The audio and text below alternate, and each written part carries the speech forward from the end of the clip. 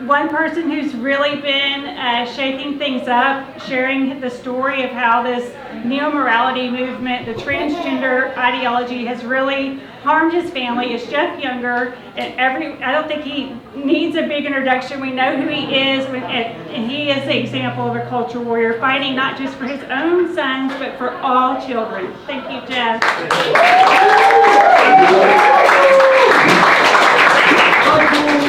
Well, culture warriors of America. You know, I kind of had some things I want to tell you, sort of what we call a stump speech in politics. This is a kind of a normal thing you tell. It's something you do over and over again. And I was talking to a new acquaintance here today, and I think I'm just going to wing this and talk about some things that I think might be more important to this audience, right? Culture warriors of America. When do you need warriors? When there's a war. When there's a war. When there's a war. And one of the problems, I think, with the conservative movement, and you're going to find I'm very critical of the conservative movement and the Republican Party. I'm a reformist. I'm a reformist in the party. The conservative movement, we've been taking Robert's Rules of Order, 12th edition revised, if you go to the Republican meetings. We've been taking Robert's Rules of Order to knife fights. Yeah, so true. You know, we're making motions to reconsider while we're getting gut punched and kicked in the groin, right? We have been unaware that we're actually in a Cold War. Yes. And it's a cold civil war. And it's because it's a civil war that I think people don't recognize it. It's hidden in plain sight in a way. What I mean by it's a Cold War, I mean that it hasn't yet turned to outright hostilities, physical hostilities. When I was in the Marine Corps, we called it kinetic action, right? It hasn't yet turned there. And our objective is to make sure it doesn't. And we're going to do that by engaging in political action. But there's two ways to think about politics, and Margaret Thatcher talked about this. She hated the idea of consensus in politics. And remember, this is a woman who operated in a parliamentary system, which is a consensus-based system, right? She hated it. That's one way to think about it. You seek consensus with the other side, you recognize them as a loyal opposition in the country, and they have a certain respectable status. And with that, you can compromise and find a way forward that can unify the people of the country.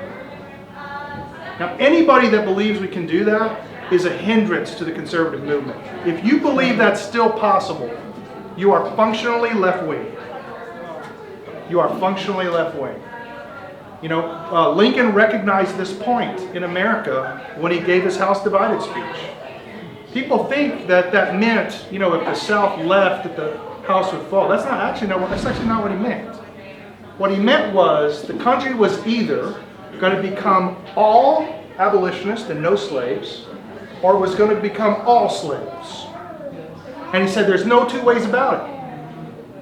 Right? And he recognized that. And he said the only political way forward is for us to do what's morally right. And he was a good example of one of the three factions in the Republican Party.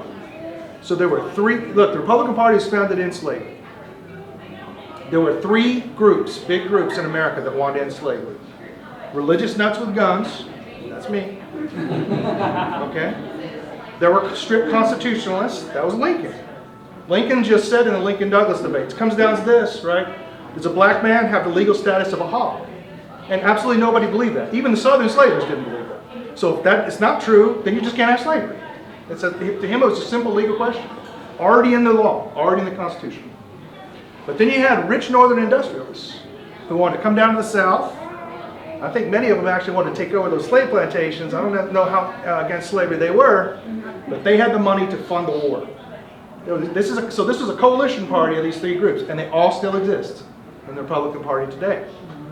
Right? One way to understand what's happening in the party is that we have a donor class, rich northern industrialists, who are still up in the north, who are at odds with the voting base of the party.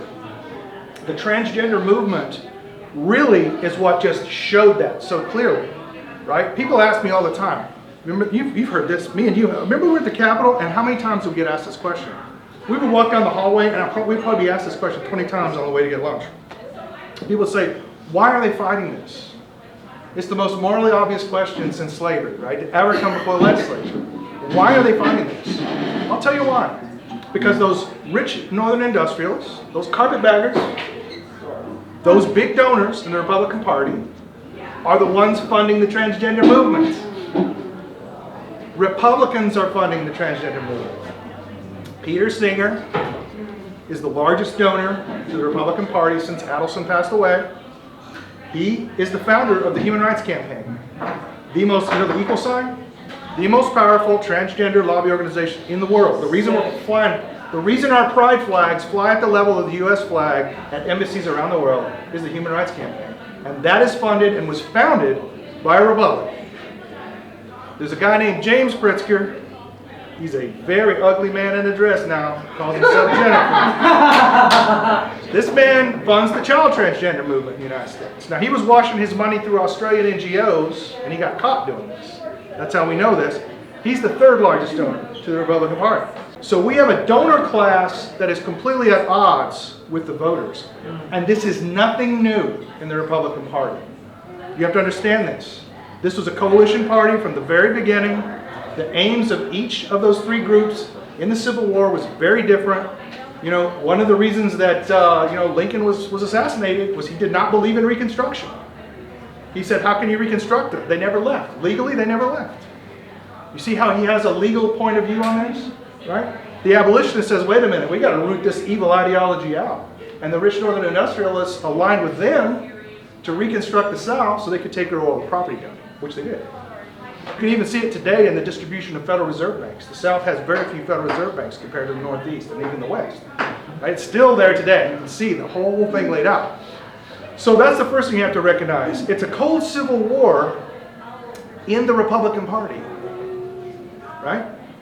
But nationally, in the country, there can only be one. Remember that from Highlander? Yes. There can only be one.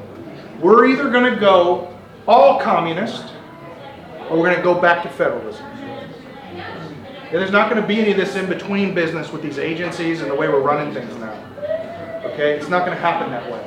And that's going to require a new way of thinking for conservatives. Let me ask you a question. What exactly is there left for you to conserve in the status quo at this point? So they're castrating kids. Sick. What's left? Maybe you have some money. They haven't taken all your money, right? But we know what they want. They want you to own nothing and you'll be happy. We know that. We know that. We know that. We know China's the model. They wrote books about it. I'm not making it up. Read their book. Read Thomas Friedman's books. China's the model. Digital currency is the model. We know what they want, right? If we allow them to do that, the entire country will go all communist. You will not have the power to resist it. Okay? So there can only be one of us in the end. There is no more room for consensus. There's no room to play with the other side with Robert's Rules of Order. We're in a contest that is unlimited, a political contest that is unlimited, and the only way you can make sure it stays political is to start winning politically. That's the only way. That's right. So the question then becomes, for all of us, conservative politics has got to change from a conservationist project. There's nothing left to conserve. It has to turn into a restorationist project. We must reinstate a previous social order. Now, the good news for us is that social order is only about 25, 50 years old. We're still close enough where that's within our grasp. It is possible to do this. But a restorationist project is very different than a conservationist project. You know, William F. Buckley said conservatism is standing in front of modernity saying stop. That's not enough. That's not enough. We have to go put dynamite on the tracks and blow the train up. So the question becomes, how do we use power? We have to change from a politics of obstruction to a politics of power. And we don't ask ourselves this question. You know, Governor Abbott endorsed my opponent. Governor Abbott does not like me. Why doesn't Governor Abbott like me? Tracy? he's taking money from the largest pediatric gender clinic in the Southwest. Tracy found this out. He's taking money from them. Dirty money. I'm going to tell you my own opinion about why. I think they knew that in the end they would have to outlaw transgender child abuse. I think in the end they knew this, but they did want to delay it. Can anybody think why they would want to delay it, even at a great political cost? See, I think a little bit differently. I think that you stay in power in politics by pretending. No, I'm asking a question. Okay. Why did they delay it? No, I'm not asking a philosophical question. Okay. To collect money from all the other states that don't have gender clinics. You're close. They bought time so the gender clinics could rearrange their finances so the powerful donor banks that load them money for those gender clinics could take those assets and put them into normal hospitals. People tell me, Genesis Clinic doesn't exist anymore, Jeff, you won. Really? No, Children's Hospital's doing it now. It just rolled into the normal hospital and they're saying, shut me down. It's a shell game. Shut me down. That gave them 3 years to move all of those financial assets into hospitals that I can't shut down. That's really why they did it, to protect their donor class money. Okay? These clinics cost $50 million to build. It's a lot of money. And just to show you how they're operating on a different level, a level of power that you're not thinking about. They went into key Senate districts in this state, and they got local state banks on the hook for those loans. So when Jeff Younger comes along and says, shut that Genesis Clinic down, gigantic banks in West Texas start calling up their senators and saying, you can't shut this thing down. My loans will go into default and I'll lose my money. Do you see how they're operating on a different level than you're thinking? They think in terms of power and you think in terms of principles. I'm going to tell you, you have to change from principles to principles of power. How can you use power? Well, let me tell you something, the reason Abbott doesn't like me. Abbott doesn't like me because Abbott has issued 2 executive orders about transgenderism. Governor Abbott did not want to issue those orders. I made him issue those orders. Ken Paxton issued an awesome opinion. A long time. It took him a long time to issue this opinion. Okay? I made him issue that opinion. I created the legislative conditions where he was legally obligated to give me that opinion. Okay? I stopped asking a long time ago, how do I persuade my elected officials to do things? And I asked myself, what are the means of coercion? How do I make them do my will? And as conservatives, that's what it's going to be. We'll win when the left decides, I call it the defeat phenomenon. We will win when the left decides to do our will. We must subject them to our will. They will not do it willingly. We must make them do it. This is a different way of thinking about politics, and I want you to deeply consider that. When we say we're in a culture war, it's actually not a metaphor. There can be only one. There can be only one, and the only hope for peace is a return to radical federalism. And as conservatives, that's going to put some things on us. We're going to have to say, hey, okay, the states are not going to have uniform ways of life. You know, they're not going to have guns in New York. They're going to kill babies in California in abortion, and we're going to put you up on a tree and hang your ass here in Texas. And that's how it's going to be. We're going to have to accept. We won't all live uniform ways of life. We don't have to have uniform laws. Right? If we do that, the union can stay together, Texas can prosper in that union.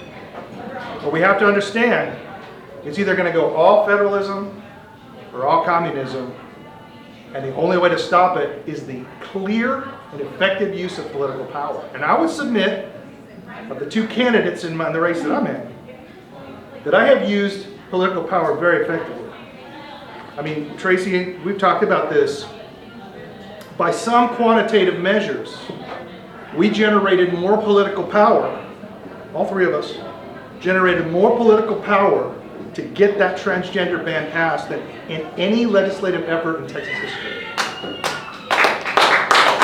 They registered more phone calls, more letters, Do you know that Dade Phelan was registering 60 to 100 lobbyists per day?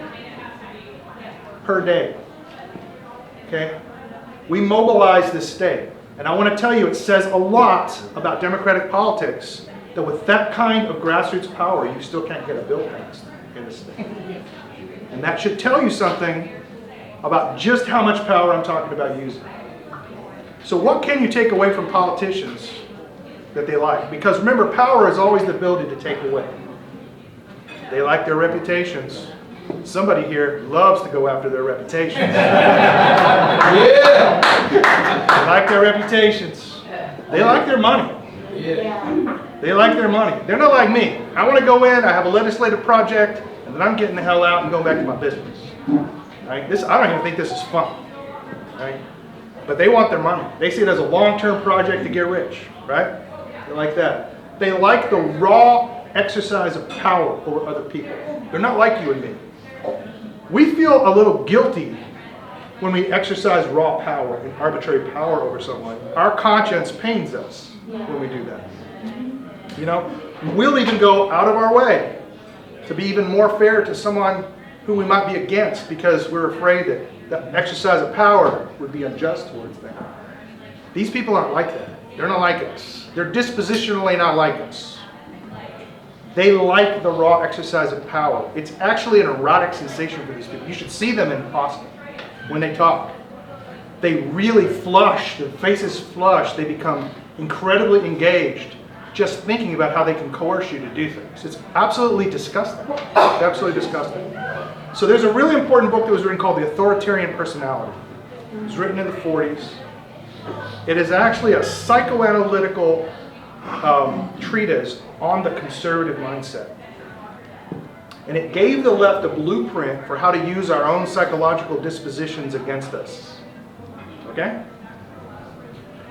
We have to start thinking about them the same way. They have a disposition to use power. They always go too far. How do we make them go too far? That's one of the principles I used in my fight for this transgender bill. I made them go too far. And it was pretty darn easy to make them go too far.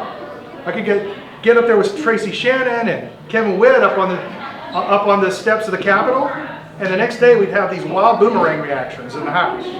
They can't help themselves. They're dispositionally oriented toward the use of power, and when you challenge it, they can handle it. So I'm just trying to give you a flavor for how politics is actually going to work in the future, whether you like it or not. Right? I'm trying to give you a flavor for that, and how you're going to have to think differently. I already think that way. And that's why I think that I'm the best candidate in this race. And I hope you'll vote. Thank you, Jeff. You guys, make sure you go out and vote for Jeff. If you cannot vote for him because you don't live in his district, come block walk. Give money. Donate money. He needs money. Money goes a long ways. Because running a campaign is very expensive. So get involved, do something, and help us. Also, Jeff said that he was talking about these pediatric gender clinics, but he did not talk about that there are 19 pediatric gender clinics the last time we counted in the state of Texas. Nor did he talk about the fact that Renaissance Hospital in the Valley in McAllen, Texas has a pediatric gender clinic. Nobody mentions that one. And guess who they're targeting? The illegal aliens that come across the bridge, those kids. They're telling these kids, oh, here, transition. I don't think that is on the kids' mind if they are hungry and starving. I think eating is probably on their mind and having a roof over their head. So, but this is going on. They're coming after your children. So, if you want to protect your kids, vote for people like Jeff, Brian, David Lowe. Stephanie Click killed 6 pediatric gender clinic bills. She had the opportunity to get one of them passed. She killed them all. Then the one she passed out of her committee got killed by who? The Calendars Committee. And who's on the Calendars Committee? Dustin Burrows. Your lovely Jerry Patterson that y'all like. Jerry Patterson is a rhino. Who else is another? Swanson. Ben also. He has endorsed Ben. Jerry Patterson endorsed Ben. Oh yes. He endorsed Ben, and so did Pat Fallon. A lot of y'all's So Congress. the rhinos are all. Drew in. Springer endorsed Ben too. So, And I got yes. Huffines, you know, I got Chad Prather, I got Ryan Slayton, I got Bob, all the grassroots candidates are for me. This is a classic grassroots versus establishment race. Yep. Well, Paul. Bob Hall, yeah. All the best ones. And y'all.